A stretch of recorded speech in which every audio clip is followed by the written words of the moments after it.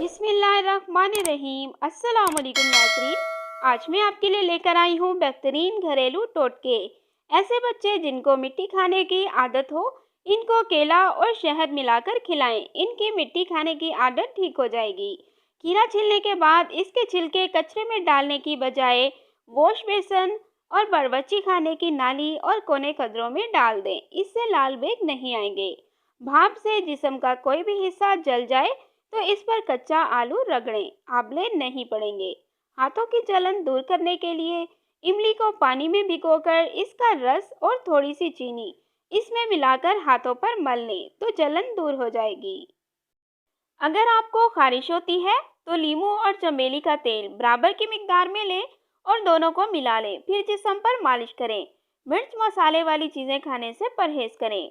रात में अगर जल्दी नींद ना आती हो तो एक चुटकी खसखस एक प्याली नीम गर्म दूध में मिलाकर सोने से पहले पी लें। निहायत आपको पुरसुकून नींद आएगी। एक तहकीक के मुताबिक रोज़ाना शहद के साथ एक चम्मच दालचीनी का पाउडर इस्तेमाल करने से हड्डियों के दर्द में कमी वाक़ई होती है।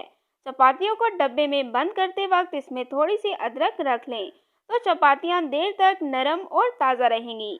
आपका तकिया हर चीज़ को जज़्ब कर लेता है और जब आप पेट के बल सोते हैं तो आपका चेहरा आपके तकिए के तमाम मवाद के साथ मजबूती से दब जाता है, जिसकी वजह से चेहरे पर कील वहाँ से निकल आते हैं। खराब और कटे फटे होंठ ठीक करने के लिए गुलाब का फूल आधा पीस कर इसमें ज़रा सा मक्खन लगाकर एक हफ्ता तक होंठों पर लेप करें।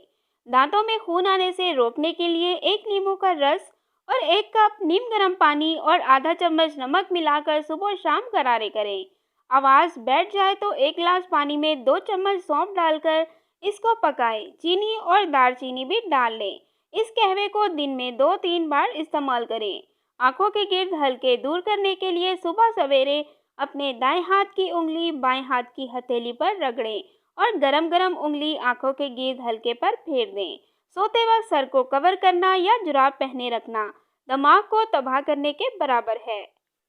Thanks for watching. Please subscribe my channel health clinic.